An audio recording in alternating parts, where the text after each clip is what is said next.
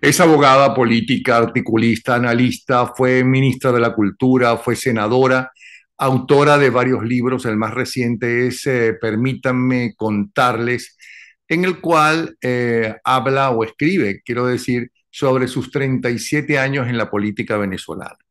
Como articulista, no sé si es el penúltimo de sus artículos que es brillante y sumamente valiente, porque se atreve a meterse hasta con el mismísimo Trump, como ejemplo de unos seguidores radicales. En su más reciente artículo de su columna de opinión desde mi sillón lleva por título Te culparán por no estar muerto. Los hechos trágicos muchas veces hablan de lo extremo que puede llegar a ser el fanatismo del ser humano, una semblanza de la intolerancia religiosa hasta las más extremas intransigencia política en nuestro continente.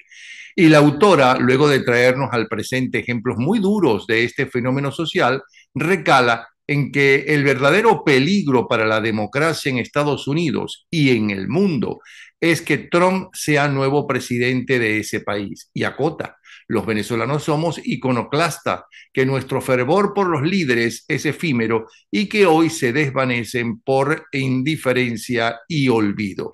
Así presentan este artículo que me gustaría que nos aclarara Paulina Gamos. Bienvenida, Paulina. Hola, ¿qué tal? ¿Cómo estás, Napoleón? Era un gusto, de verdad, un saludo para ti y para todos tus seguidores. Que me Mira, olvidó decir que dentro de su currículum está que es sobreviviente de Alfaro Cero. no, soy sobreviviente, no, te olvidé decir que soy tu adeca preferida, como siempre me decían. Sí, señor, y te sigo diciendo. Yo Bueno, nunca he dejado de ser adeca, la única. yo nunca he dejado de ser adeca, lo que pasa es que ya no activo y ya no tengo nada que ver con la actual Acción Democrática, con ninguna de las dos, ni con la lacrana, ni con la otra, ni con la de guerra. Es decir, Ahora, estoy, en este artículo tú empiezas hablando de los excesos que se cometieron y los asesinatos que se cometieron a raíz de los versos satánicos, ¿no? Y hablas de varios ejemplos porque además le declararon la guerra a muerte, o sea, los condenaron a muerte. El Ayatollah Khomeini los condenó a muerte no solamente al autor, sino a los editores y a los traductores, y varios de ellos fueron asesinados. sí. Y bueno, y Salman Rushdie, es decir, el artículo lo escribí más que todo por la, es decir, la rabia, la angustia, es decir, como te digo, como la decepción, no sé cómo llamarlo, que me produjo el atentado contra Salman Rushdie. Él estuvo 10 años en Inglaterra custodiado fuertemente custodiado, es decir, por la policía británica, por la policía del Reino Unido, cuando él creía que ya todo el peligro había pasado, que la gente se había olvidado de todo, de esa sentencia a muerte que el Ayatollah Khomeini le dictó a él y a todos los que colaboraran con la publicación de su libro, se fue a los Estados Unidos y jamás imaginó que 30 y pico de años después, un joven de 24 años de edad, de origen libanés, norteamericano, y que leyó 2 páginas, según él mismo confiesa, 2 páginas del libro, le dispara, bueno, casi lo acuchilla, perdón, lo acuchilla y casi lo mata. Es decir, él está vivo de milagro. Sí, Entonces, eso fue el mes pasado. sí, ese es el peligro, o sea, el peligro de los Pero fanatismos. perdona, vamos a aclarar una cosa que mucha gente no sabe, que en realidad todo este escándalo y esta condena de muerte a ser asesinado, que el Ayatollah Khomeini pidió a los musulmanes valientes, así mismo dijo, que, bueno, ejecutaran no solamente a él, repito, sino a los editores y traductores, que el error fue la traducción del inglés, que él en absoluto, ¿no?, escribió o calificó de la forma como aparece en la traducción, sino que Como hicieron lo, una mala traducción para colmo. bueno, la biógrafa de Salman Rushdie, una biógrafa muy importante, yo no la tengo a nombre, no tengo el nombre a mano, pero aparece en el artículo. Ella dice que el problema estuvo en el camino que se recorrió de la traducción del árabe al inglés y después del inglés al árabe. Y en esa doble ida o en esa ida y venida, la traducción resultó, bueno, acuérdate que dice eso que decían los italianos, traductores traditores. Entonces la traducción resultó un fiasco y fue mal interpretado. Pero de todas maneras, mira, malinterpretado o no, es decir, sucede lo que pasa, lo que con todos los fanáticos sucede lo que pasó con el joven que atacó a Salman Rushdie. Ellos no hace falta que haya algo para convencerlos de que están equivocados, porque nunca van a estar equivocados. Por eso yo menciono al final el caso, lo que ocurre ahora con Donald Trump, pero no es el único. Es decir, el mundo cada vez se va llenando de personas que son fanáticas, que son, tú sabes que es imposible de convencer además de tiranos, de gobernantes autocráticos, o autócratas, que bueno, que logran con métodos populistas que la gente los ame. Una de las cosas que más me ha angustiado últimamente es haber leído sobre el nuevo presidente de Costa Rica, que se llama Chávez con S, y que realmente, mira, Costa Rica es un país que yo considero es un país diferente a toda América Latina, un país democrático, un país con instituciones respetables, un país donde la educación ha sido la prioridad, un país que no tiene ejército, no tiene fuerzas armadas, que es lo más importante. Ese fue uno de los grandes logros de José Figueres cuando eliminó la Fuerza Armada. Bueno, y un país como ese tiene ahora un presidente que es gritón, que es grosero, que es populista, que es, tú sabes, que ataca sin respeto a la gente. Es decir, una especie de Chávez con Z, pero este es un Chávez con S. Entonces, y ese tipo, y tiene una gran popularidad. Esa es la tragedia, es un poco el trompismo convertido ya como en una especie de ejemplo a seguir. En Estados Unidos, Pero Paulina, trompismo o no trompismo, en líneas generales, en el mundo entero, esa es la dirigencia que está llegando al poder, porque ahí tenemos el caso de Rusia, por ejemplo, ¿no? pero Eh, lo que pasa con el caso de Rusia es que ahí sí es verdad que hay que ser, hay varias categorías, porque Rusia nunca fue una democracia, nunca. no, bueno, sí, con Gorbachev, que intentó No, hacerlo. no, Gorbachev tampoco fue una democracia. Gorbachev, yo acabo de leer algo buenísimo de Anne Applebaum. Anne Applebaum dice que, algo, no voy a citar exactamente sus palabras, pero es más o menos esto. Gorbachev quizá no se dio cuenta de la importancia de lo que él hacía, de cómo él transformó la historia se transformó la historia de la humanidad, transformó la historia del mundo, transformó el mundo en que él vivió, quizás sin darse cuenta. Él nunca dijo yo no soy comunista, nunca juró de eso. Lo que hizo fue liberar a la Unión Soviética de lo que había sido el estalinismo, que había continuado con todos los seguidores de Stalin. Entonces, Ok, pero dio libertad y demás. pero, Tú estás... ajá. pero no fue nunca es decir, cuando un país el caso de Cuba, Cuba tuvo una democracia muy breve, Cuba no tiene verdaderamente una tradición democrática. Venezuela tuvo una tradición democrática de 40 años, lamentablemente, se perdió. Bueno, pero todavía hay sobrevivientes de eso, y todavía hay jóvenes que por alguna razón saben que en Venezuela hubo democracia y por lo menos quieren libertad. No sé si democracia, pero por lo menos libertad. Libertad de decir, libertad de hacer, seguridad personal, seguridad económica. Eso es lo que pide. Ahora, Rusia nunca fue una democracia, por eso no se puede comparar, pero el caso de Italia, por ejemplo, ahora la candidata a ser primera ministra de Italia es una de una mujer, por cierto, muy bella, de la ultra derecha, que si llega al fascismo, pues. Y así, mira, el de Hungría, el presidente de Hungría, el de Polonia, si en muchos países de esto, bueno, en América Latina, si hacemos un recorrido, acaba de haber todo este show de Cristina Kirchner de que le dispararon y resulta que no fue que el tipo falló, sino que la pistola se atascó, o sea, la pistola se atascó porque estaba atascada. Entonces, eso es un verdadero espectáculo, tú sabes, un show para liberarla de la justicia. No, y Eh, para levantarle un poco porque están en el suelo ese gobierno. Pero correcto. yo quisiera que continuar con tu artículo, tú me perdonas, No, porque estás hablando de una cosa que tú misma haces la introducción en este artículo. Uno de los peores males de este siglo, el de la más avanzada tecnología de las comunicaciones, el del metaverso, el de los viajes a la luna, el del movimiento LGTB que implica respeto a las diferencias de género o preferencias sexuales, es el fanatismo. ¿Por qué piensas o a qué se debe ese fanatismo que estamos viendo en la mayor parte del mundo, o por lo menos de Occidente? yo creo que esa es mi opinión. Si yo no soy, como te digo, socióloga, antropóloga, filósofa, pero es mi opinión. Yo creo que es miedo a los cambios. La gente le tiene miedo a los cambios. Todos estos cambios, si tú ves la cantidad de personas, yo me he reunido con personas que yo creo que son de avanzada, que son personas formadas, es decir, educadas, informadas, y que tú les hablas del movimiento LGTB y se horrorizan.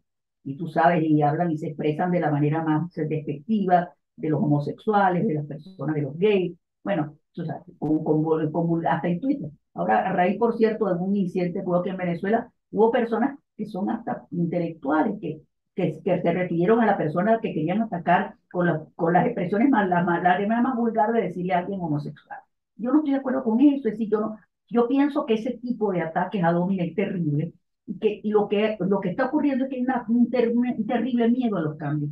Nosotros, yo tengo 85 años, y a mí, yo no es que yo sea más, pero tengo nietos, tengo bisnietos, sé que todos tenemos en la familia, en toda la familia hay posibilidades de ser personas con preferencias sexuales que a uno le cuesta trabajo aceptar, cosas, pero uno tiene que aceptarlas porque el mundo ha cambiado y la percepción del mundo ha cambiado. Lo que nosotros vivimos hace 50 años no es lo que existe hoy. Y bueno, mira, yo creo que estos fanatismos es como una especie de reacción a los cambios. El trompismo ha llevado al extremo, es decir, los trompistas que son fanáticos, que no pueden aceptar que Trump haya cometido ningún error, es un poco el miedo que le han metido a que hay una conspiración, la teoría de la conspiración, de que el otro lado de Trump, o sea, los demócratas son comunistas. Tú sabes, el miedo, es decir, detrás del fanatismo está el miedo. Ok, y estás hablando que el peor de los fanatismos es el fanatismo religioso, hablando del fanatismo de los radicales musulmanes, que además ponen en peligro Occidente, porque para esta gente, evidentemente, todo lo que es Occidente es el enemigo, es dañino, no importa qué tipo de gobierno sea, no importa nada de eso, sino son los enemigos. Y además ustedes son, en caso de los judíos, son víctimas de ese fanatismo de uno de los caudillos más nefastos y asesinos de del siglo XX, ¿no? Porque hubo varios, como es Hitler.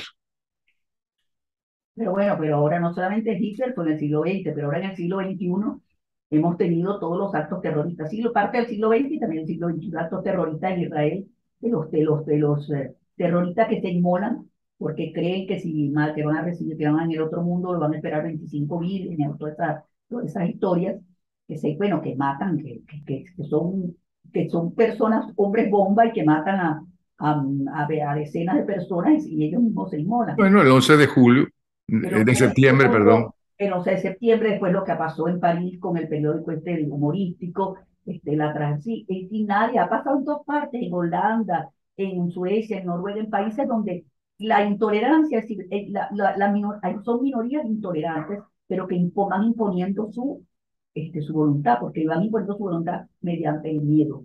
La gente le tiene miedo. En Miami, por ejemplo, mucha gente tiene miedo de ir a espectáculos públicos.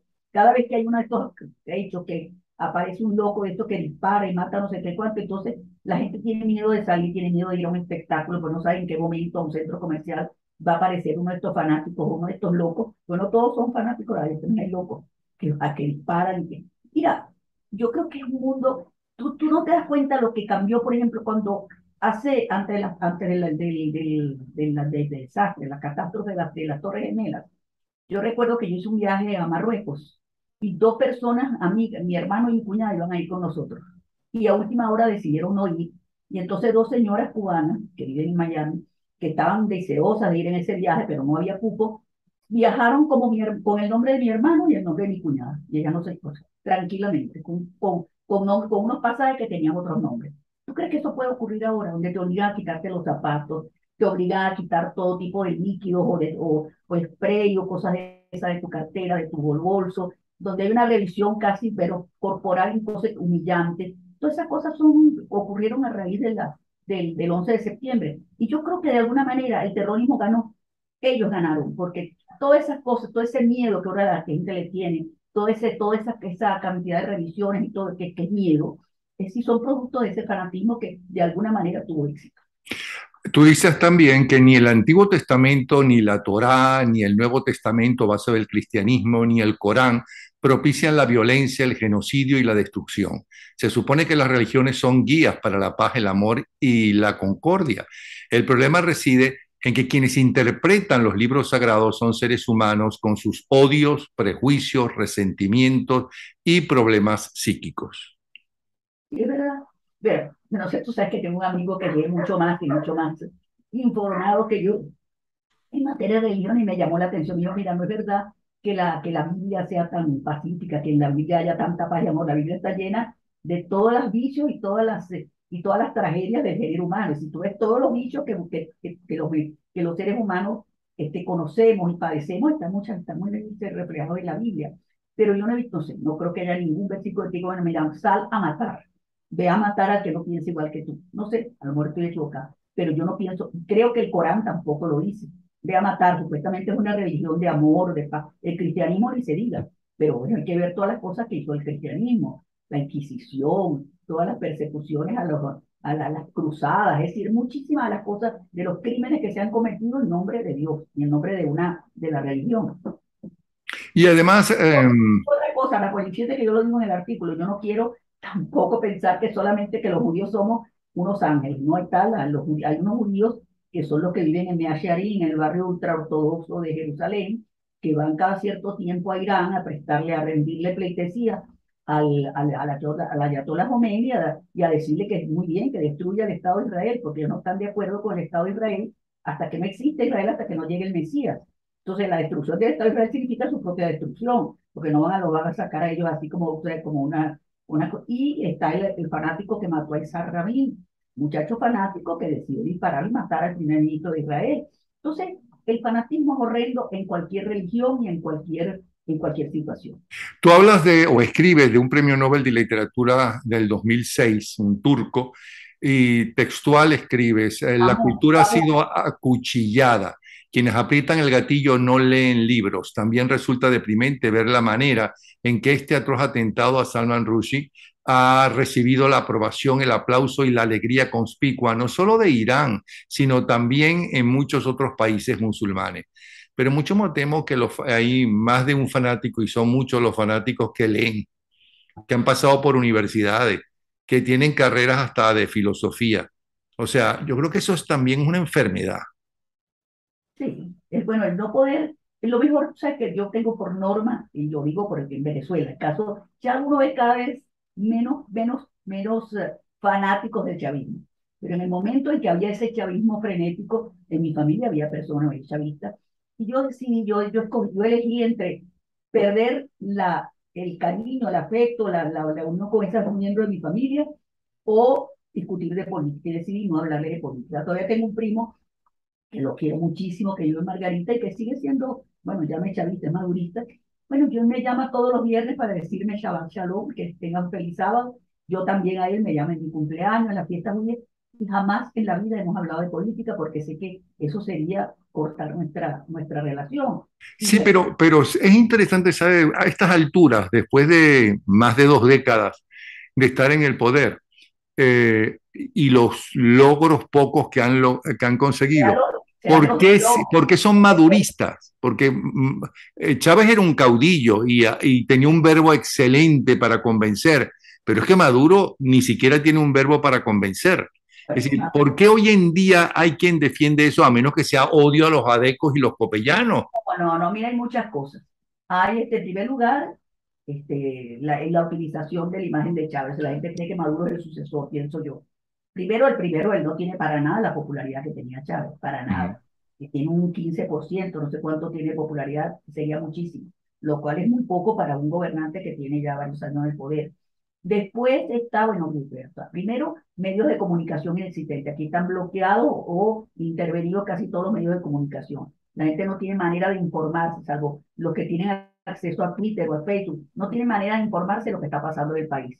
O sea, no saben, pues no saben las desgracias que ocurren, o sea, la cantidad de presos políticos, de gente que es torturada, las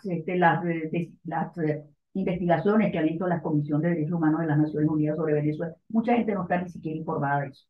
La situación del país, es decir, la gente, tú no te puedes imaginar cómo esperan los venezolanos de menores recursos las bolsas clave, que cada día son de inferior calidad. Te lo digo porque incluso estoy en el chat de los parlamentarios jubilados y me da de verdad dolor ver cómo esos parlamentarios de 80, 90 años se desesperan por una bolsa clave y pensar que somos los adecos, los copellanos y muchos masistas, pero sobre todo los adecos y los copellanos que fuimos acusados de corruptos, de cúpulas podridas y desesperados todos por una bolsa clave.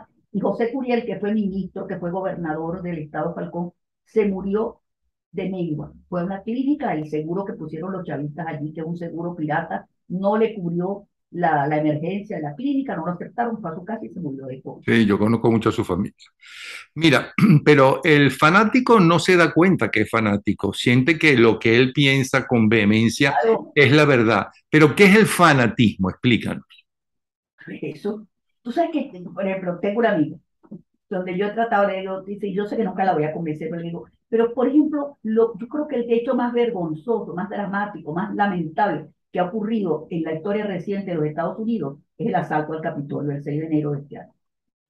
Pero a mí yo no estaba allí, a mí no me consta que eso haya ocurrido ni que Trump haya tenido nada que ver, pues yo no estaba allí. Y tú sabes que Y aquí lo de tenemos, la televisión que se vio fue un montaje, seguro. sí, todo es un montaje, todo es una conspiración. Todo es Mm. una conspiración. Tú sabes, esta teoría de la conspiración de Bannon. Sí. Ahora, lo del FBI, pensar que el fiscal, un fiscal que ha sido, que es un hombre respetable en los Estados Unidos, que nadie lo puede acusar de ser un hombre parcializado con los demócratas, nada por el estilo, fue el que dio la orden para que el FBI hiciera la investigación en la casa de Trump, en Mar-a-Lago, esa en West Palm Beach. Bueno, mira, la gente, eso es un complot. Todo lo que le hagan a Trump es un complot. Trump tuvo la desvergüenza, yo creo que lo estuvo allí, de ir apenas a los pocos, las pocas semanas o pocos días de la masacre que hubo la masacre que hubo en Texas, en este momento se me escapa el nombre, a 500 kilómetros del lugar donde hubo la masacre, donde murieron 19 niños y 4 maestros. Trump fue a dar un discurso para la Asociación del Rifle, o sea, defendiendo a la Asociación del Rifle, a pocos kilómetros de donde ocurrió la masacre. Y eso no le importa, o sea, ¿qué fanático de eso? No le importa. No le importa, o sea, porque para el fanático no existe sino una sola verdad, un dogma. Y el En la, fanatismo político es igual al fanatismo religioso. Escribes, en la historia abundan esos fanatismos con resultados trágicos. Hoy existe uno que realmente preocupa y es el que amenaza a la considerada una democracia ejemplar en el mundo, la de los Estados Unidos de América. El periodista Guillermo Ortiz escribió, abro comillas, hay en el Partido Republicano de los últimos 50 años al menos 4 grandes movimientos internos. El todo vale de Richard Nixon, el liberalismo tranquilo de Ronald Reagan, el conservadurismo de los Bush, padre e hijo, llevado al extremo años después por el Tea Party, y por último, el culto al líder reflejado en la adoración a la figura de Donald Trump.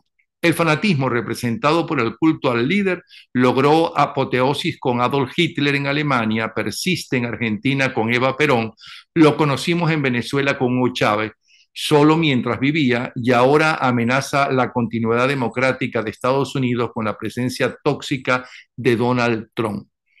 Pero en Estados Unidos hay independencia de poderes. De ser Donald Trump, como tú dices, fíjate que no soy tan valiente como tú, ser Donald Trump, como tú dices, no, no va a poder lograr una dictadura. Y eso que el presidente Biden acaba de decir que está amenazada la democracia en Estados Unidos por Donald Trump y sus seguidores. Porque ¿quién nombró de manera tramposa además a los tres últimos miembros de o jueces de la Corte Suprema de Justicia? Trump.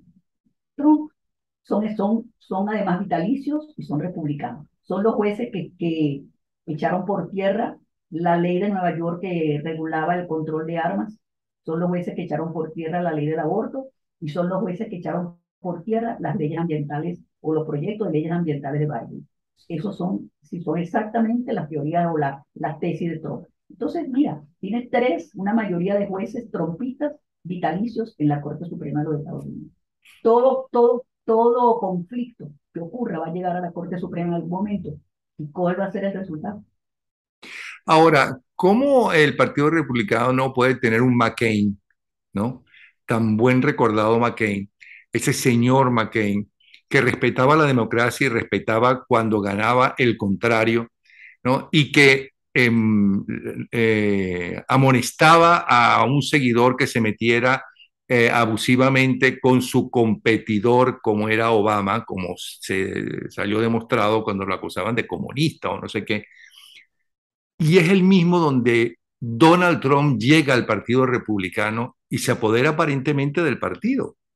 Bueno, se apoderó totalmente del partido. Ahí no hay que nadie, bueno, los que se oponen, y tal lo que le pasó a esta niña China, la hija de la hija de China, no sé qué, no sé, por haber declarado en contra de Trump, perdió las elecciones, o sea, en el estado donde su papá siempre ganaba. O sea, aquí sí, mira, este, por suerte, creo que Sarah Palin, o Palin, no sé cómo se pronuncia su nombre, que era apoyada por Trump, acaba de perder las elecciones, creo que es la única, pero creo que porque es ella. Acaba de perder las elecciones cuando se la dio, porque ella es de Alaska, no sé de dónde. Ahora, ¿Sabes? para mucha gente, Trump, para muchos venezolanos, Trump es el Chávez gringo, pero para buena parte de los venezolanos, por lo menos de Florida, Chávez es un verdadero ídolo y él va a lograr ¿Sabes? No, Trump. que Chávez, Trump, ya yo los confundo. Trump es un verdadero líder, un verdadero demócrata que está evitando y que lucha para que los demócratas no lleven a Estados Unidos a una dictadura comunista y liberen a Venezuela de los comunistas. ¿Por qué hay tanto venezolano que todavía piensa en un caudillo? No solamente en Venezuela. El trumpismo, no el trumpismo de Miami, el trumpismo en Venezuela. Sí, pero los venezolanos los venezolanos de Miami han huido de Venezuela exactamente por el caudillo Chávez y sus seguidores. Porque ellos no creen en que ellos no creen. Es decir, tú no te das cuenta, ellos no se dan cuenta que Trump es un caudillo. Yo creo que no lo dicen. Y si te pusieran a analizar, ¿qué hizo Trump de verdad? ¿Qué hizo salvo las sanciones que las ha mantenido Biden y todas esas cosas? ¿Qué hizo? Y que Las las inició Bush, por leyes, cierto. Uh oye, hasta Obama, pero además -huh. las leyes, todas esas leyes restrictivas de la inmigración venezolana, lo que le cuesta hoy a un venezolano obtener una visa, todo eso se le dio a Trump. Eso comenzó con Trump. Si si hay que ver lo que le cuesta a un venezolano, y yo creo que de cada 10 venezolanos que pide una visa para ir a Estados Unidos, uno la logra, y así se quita por un año. Y además hay que ir a los lugares más remotos y hay que tener mucho dinero para viajar o a Uruguay o a Milán o a Madrid, donde te dan las citas para obtener la visa americana. Y eso, bueno, yo no soy, la gente dice, no, pero es que Biden no ha hecho nada. No me importa si Biden ha hecho o no ha hecho.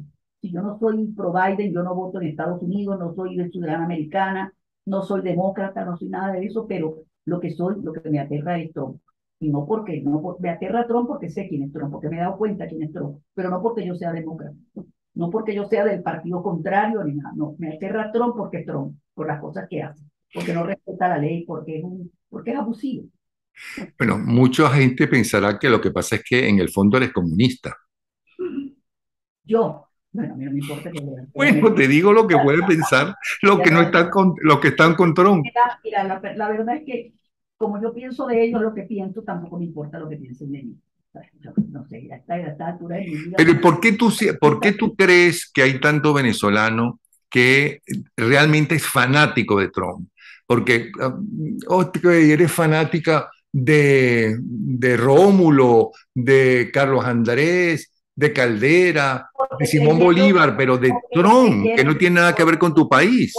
porque creyeron que Trump iba a venir a sacar a Chávez. Tú sabes que todo el mundo quiere que alguien le haga el mandado. Ellos creyeron que Trump iba a mandar a los marines o no sé quién a sacar a Chávez, perdón, a Maduro del poder. A Maduro. No lo hizo, bueno, entonces luego pues, si Trump es reelecto, en ese momento vendrá Trump a sacar a Maduro del poder. Es esa cuestión un poco infantil de creer que otros nos van a hacer a nosotros el favor. Nadie nos va a sacar, así nadie, ni la. El otro día, por cierto, estuve en un foro, en un Zoom, con este señor Sánchez Berzaín, creo que es el señor que es de Ah, Guatemala. sí. Entonces él tiene una tesis de lo más romántica y dice que las elecciones no van a sacar en ningún dictador, pero la manera como va a salir Maduro del poder es la siguiente: las democracias de América Latina se van a unir y le van a hacer un bloqueo diplomático y económico a Maduro y entonces Maduro va a renunciar. Eso va a ocurrir más o menos, quizás mis tataranietos fueron de esa maravillosa decisión de que cuáles son las democracias latinoamericanas que van a hacer eso. Colombia, que ni siquiera fue a sancionar, ni siquiera votó para sancionar a un sinvergüenza, a un Hitler renovado como es Noriega. ¿Quién lo va a hacer? Cristina Kirchner. Lo va a hacer Boric de Chile. Lo va a hacer el Castillo de Perú. Lo va a hacer quien, Petro en Colombia, ya dijimos que no, lo de Centroamérica. Un señor que es verdaderamente autoritario, que es el de Sí, Salvador. sí, sí, él lo ha dicho en el programa, yo soy amigo de él y ¿Quiénes van somos a hacer grandes eso? Pero ¿quiénes conversadores. van a hacer eso? ¿Cuándo va a ocurrir eso? Sí. Eso es realmente tan fantasioso. Yo creo más en las elecciones para sacar una dictadura que en las fantasías del señor Sánchez Bersay. Voy a cerrar con el final de tu artículo porque se va a caer la comunicación, el video.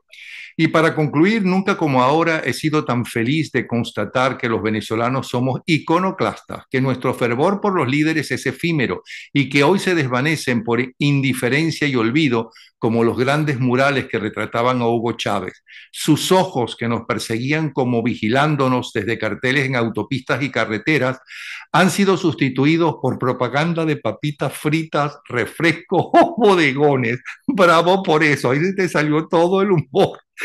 Paulina. Es una cosa, todavía, yo no sé quién me dijo, pero todavía hay muchos ojos. Y dije, bueno, yo no sé, yo salgo poco, pero por donde voy ya los ojos no me persiguen y de verdad están unos avisos de otras cosas. Bueno, y de verdad, y tú sabes dónde apareció un artículo interesantísimo, donde aparecía uno de esos murales de Hugo Chávez, de todo esconchado en el país de Madrid, uno de esos grandísimos murales y todo, tú sabes, la pintura cayéndose y Sí. nadie lo repara. Es decir, todo eso, mira, aquí es imposible, aquí la gente se burla hasta de Simón Bolívar, hasta de Simón Bolívar. Entonces, o sea, la adoración por Chávez duró mientras vivió Chávez. Bueno, te dejo porque después de meterte con Tron y Simón Bolívar, vas a conseguir más, vas a conseguir a los radicales que te odien. Un abrazo, Paulina, ¿sí? Gracias, un abrazo, saludos para ti. Paulina Gamos.